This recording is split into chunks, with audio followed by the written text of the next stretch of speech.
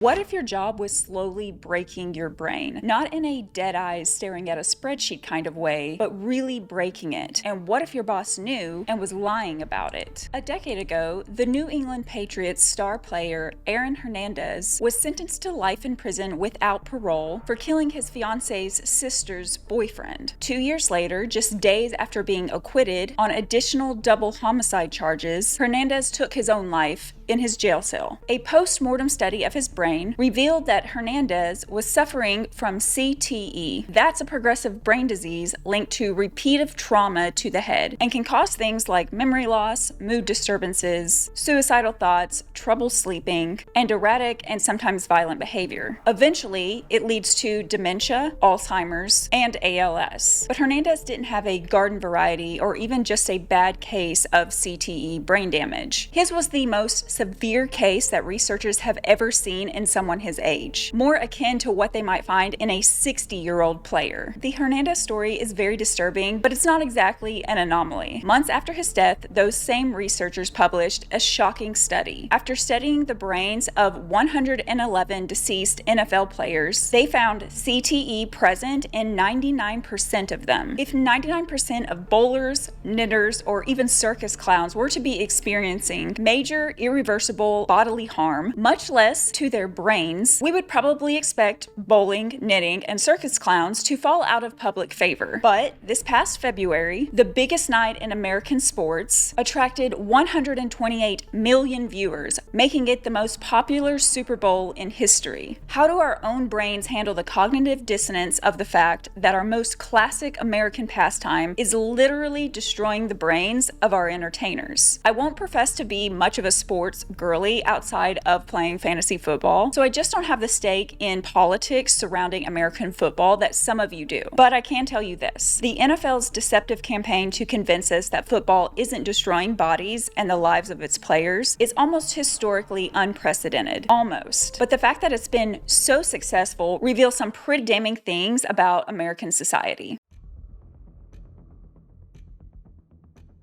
In the 1970s, Mike Webster was the best center in the NFL, leading the Pittsburgh Steelers to 4 Super Bowl victories in the span of 5 years. Cut to 2002, and Webster was lying dead on an autopsy table at the age of 50. The culmination of his tragic decline saw him fall from the heights of American sports to living out of a pickup truck or Greyhound bus station and needing to use a stun gun to fall asleep. He even superglued 10 of his teeth back into his mouth and taking as many pharmaceuticals as he could legally and illegally get his hands on. Webster was prone to making violent threats about killing NFL officials whom he blamed for all of his troubles. By the end of his life, Webster's addled memory left him completely unable to hold a job and in a constant state of confusion that was so severe it took years for him to realize his wife had finally divorced him or that he was drowning in tax debt. While brain damage has been researched in boxers since the 1920s, research into how concussions impact football players didn't get going until the mid-1980s. But by 1996, 200 brain specialists, team doctors, and trainers gathered in Pittsburgh to do what the NFL refused to: acknowledge the dangers of the sport and the pressures players and doctors felt to keep star athletes playing through horrific pain and injury. 4 years later, neurologists presented a study of over 1,000 players showing that those who experienced the most concussions had much higher rates of major brain problems by their early 50s, including memory loss, speech problems, and severe headaches. But this wasn't the first time violence in football had been a concern. As far back as 1889, adorably optimistic Princeton football players started growing their hair out, hoping it might protect them from head injuries, while other players would start wearing leather head harnesses that probably only made things worse. In the year 1905 alone, 18 football players died, and many of those were from head trauma. And at that point, university presidents were calling to ban football entirely. Then President Teddy Roosevelt held an emergency summit at the White House, telling the gathered representatives that,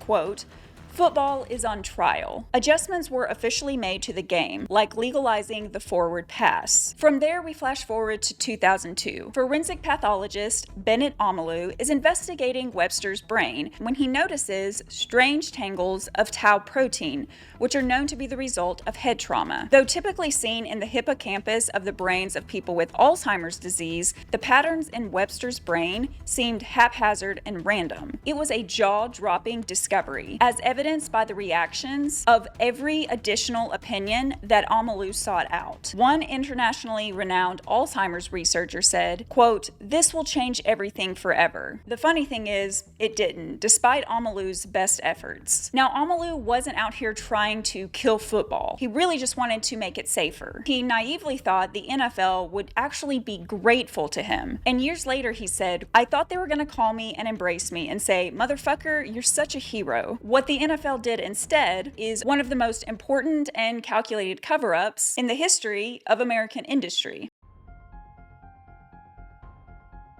On just one Sunday in October of 1994, 3 quarterbacks left their games due to severe concussions. One of them, interviewed on the sidelines, couldn't even remember what year it was. Coupled with several high-profile resignations due to concussion injuries, it was surely just coincidence that the NFL commissioner started the Mild Traumatic Brain Injury Committee that same year. If you can't tell from the first word in the committee's title, the NFL was not about to call concussions serious. Maybe that's why they appointed a rheumatologist who had never published a serious medical paper on concussions to lead the entire committee. The following year, the NFL Director of Communications parroted the organization's one existing research study on the topic. It concluded 1 concussion occurs roughly every 3 to 4 games, coming out to 2.2 players per 22,000. The league's Director of Communications acknowledged that, hey, concussions do occur, and maybe there's more we can do. Well, there was actually a lot more that they could do, starting with how they defined concussion. The NFL only counted instances where a player lost consciousness or was extremely dazed. Aware of just how much this underplayed the problem, the Pittsburgh Steelers team neurosurgeon, a senior expert in the league, did his own study and actually found 2 to 4 concussions occur per game, which was a 156% difference from the NFL's own findings. This was just the beginning of the NFL doing absolutely everything in their power to bend or straight up hide the truth about concussions in order to avoid any risks or disruptions to business as usual. The Mild Brain Injury Committee began pumping out major research on concussions in the NFL, its productivity peaking around 2004, coincidentally, right when Omalu was attempting to publish the results of his research that began with Webster's autopsy. The NFL would repeatedly deny that many concussions were happening, or that they were severe, or that they had long-term consequences for players. There were plenty of problems in their research methodologies. They relied very heavily on the likelihood of a player returning to the game, or at least not missing the next game. But as we all know and have seen, doctors and players alike feel enormous pressure to not let down their teammates, much less their entire cities. It's kind of like asking a frat boy if he's going to let his current hangover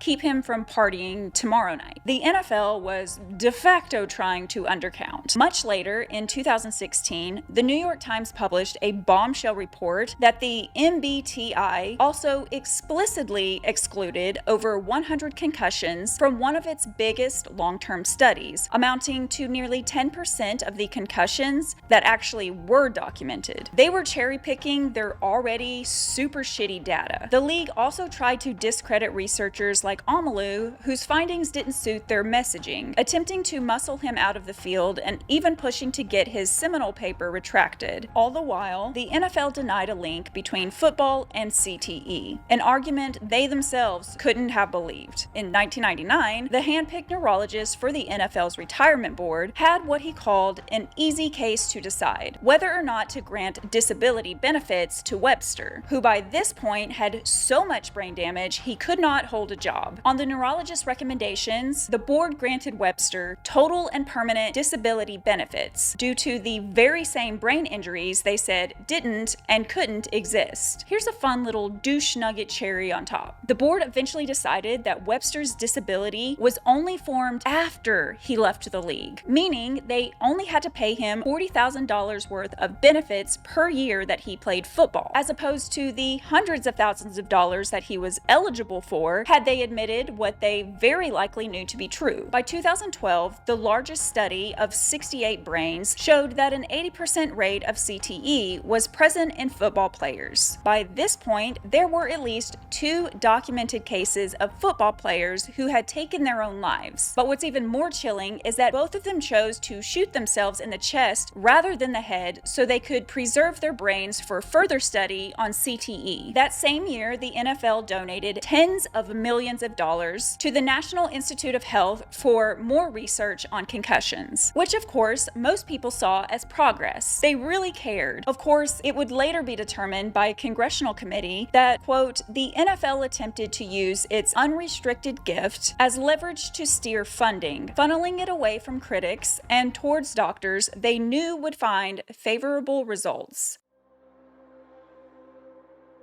It's worth pointing out that the NFL was being despicable, but it wasn't being original. It was copy-pasting the tobacco industry, with whom it has long shared lobbyists, lawyers, and consultants. There's evidence to suggest that as early as the 1940s, the tobacco industry knew about the link between cigarettes and cancer. After that news became public in 1953, the industry, rather than leaning away from science, simply decided to buy their own science via the Tobacco Industry Research Committee. They handpicked dubious experts, including a vocal eugenicist and former employee of the Moonies cult leader. The cult I grew up in didn't have any scientific friends. I'm not saying this is right, I'm just saying I can see why this probably worked. But the NFL's goal here wasn't to do good science. Its goal was to create enough fake science that people couldn't be sure what was true. Or as one executive put it, doubt is our product. I hate how effective that tactic was and still is. The fossil fuel industry would follow the same playbook in the 70s,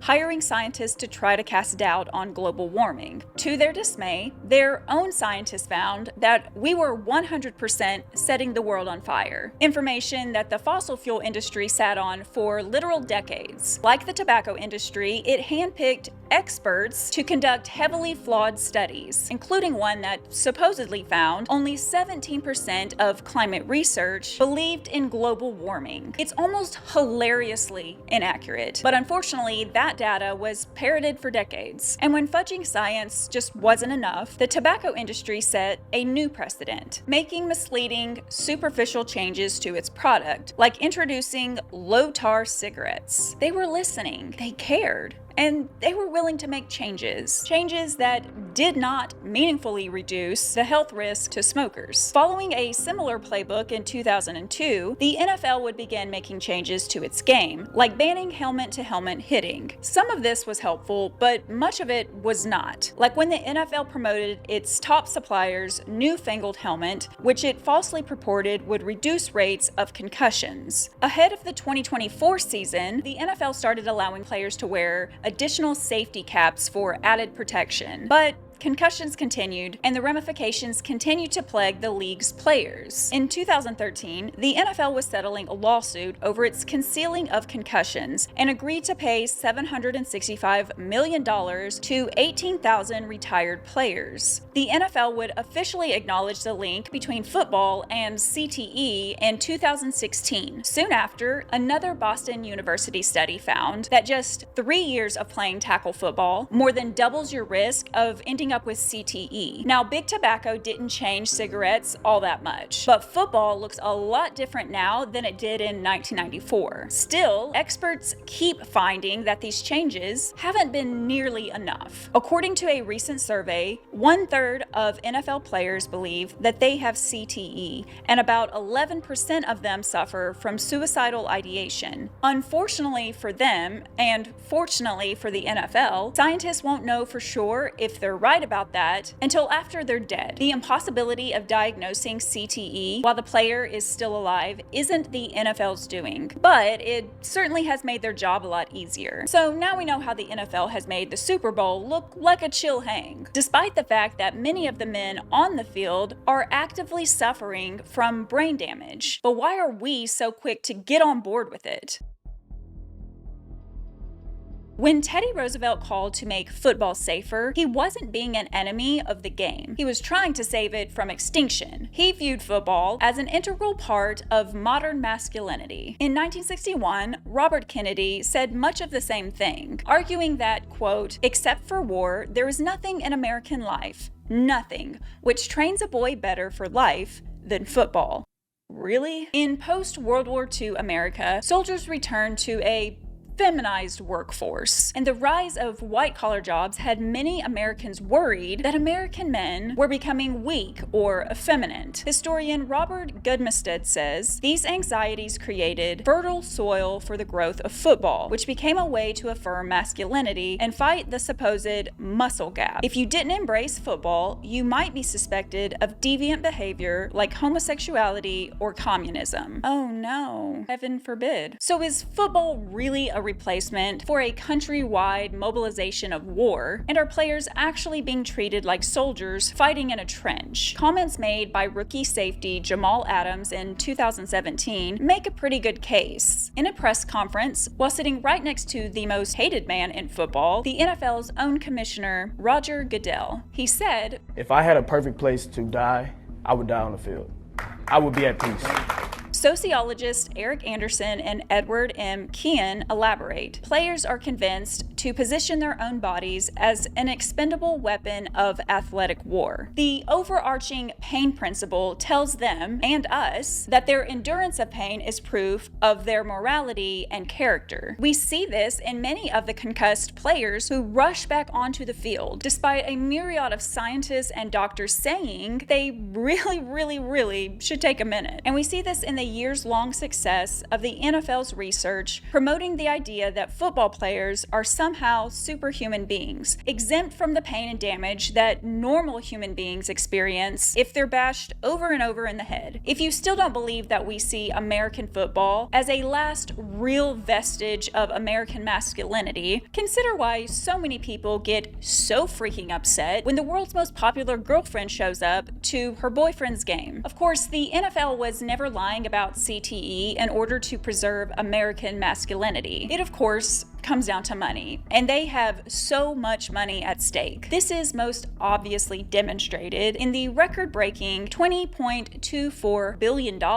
generated by the 32 NFL teams in 2023, or the NFL's estimated $125.5 billion media packages with major networks through 2033. Early on in the CTE struggle, the NFL knew that compromising football's reputation, even a little bit, was an inconceivable risk. As one sympathetic scientist put it, if only 10% of mothers in America begin to conceive of football as a dangerous game, that is the end of football. And we don't need that, do we? With so much money at stake, the NFL works overtime to help us keep our cognitive dissonance, that the players we love on the teams we're committed to aren't actually getting hurt at all. But in reality, NFL players act as modern-day gladiators and head out to the field every single game, ready to die. Talk about unnecessary roughness. That's all for today, but as always, leave a comment with what you think and what stories I should cover next, and stick around if you enjoy videos like this.